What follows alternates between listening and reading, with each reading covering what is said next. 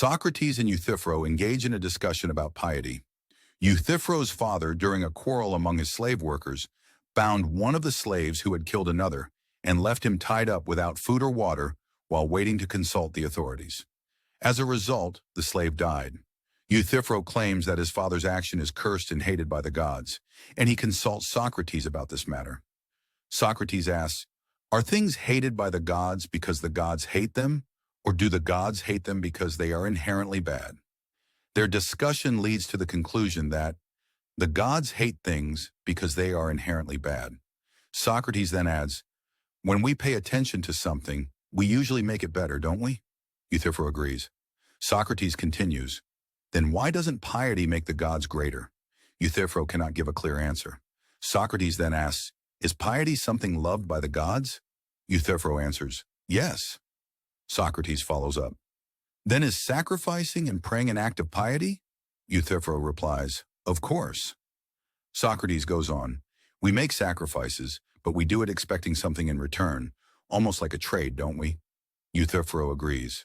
Socrates then says, but if the gods already possess everything, why do we offer them sacrifices? Are we going to feed them? Are we going to elevate them? They are already at the highest point. At this, Euthyphro is left speechless, and Socrates exposes the inconsistency in his reasoning. In the second part, Socrates delivers his famous defense. He tells Meletus that he believes in divine beings, and if he is accused of corrupting the youth, he demands that the relatives of those young men be presented as witnesses. However, no matter what he says, Socrates is sentenced to death. In his final speech before the court, Socrates declares that death is not an evil. It is either like a dreamless sleep or a chance to be judged by truly just demigods. He adds, the ability to philosophize is a gift from the gods, and I possess this gift. He also questions, if my words and actions were wrong, why did Meletus never warn or correct me? Socrates points out that men like Meletus aim to take away the Athenians' freedom of speech. He says, to become better individuals, one must be open to criticism. He then makes a prophecy. The Athenians who remain silent today will one day have their freedom of thought and speech taken away by men like Meletus, concluding his defense. In the third part, Crito visits Socrates in prison, urging him not to give in to his fate. He tells Socrates that he has arranged a safe place for him in Thessaly and reminds him not to leave his children fatherless.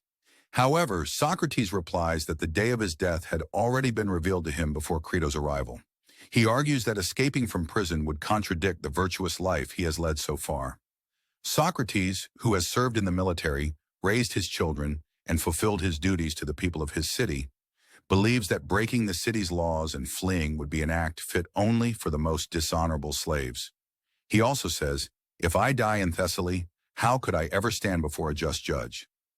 And thus refuses to escape. In the fourth part, Socrates delivers his final speech before his death. He explains to those around him what a philosopher should be and elaborates on the world of ideas. He lists his thoughts as follows. A philosopher must turn toward the soul. Suffering should not be compared, as each person experiences pain differently. The world is born from opposites, and the relationship between life and death is not a one-way line, but a continuous cycle of two concepts that endlessly follow and complement each other. Socrates states that we do not truly discover knowledge, but rather recollect it, as if remembering what we already know. He emphasizes that listening to ideas is of great importance, for it reflects the freedom of humanity, and that being an enemy of thought is a crime against humanity. He also describes how, after death, one might see the world from above, as a round sphere, adorned with a color palette so magnificent that we cannot even imagine it.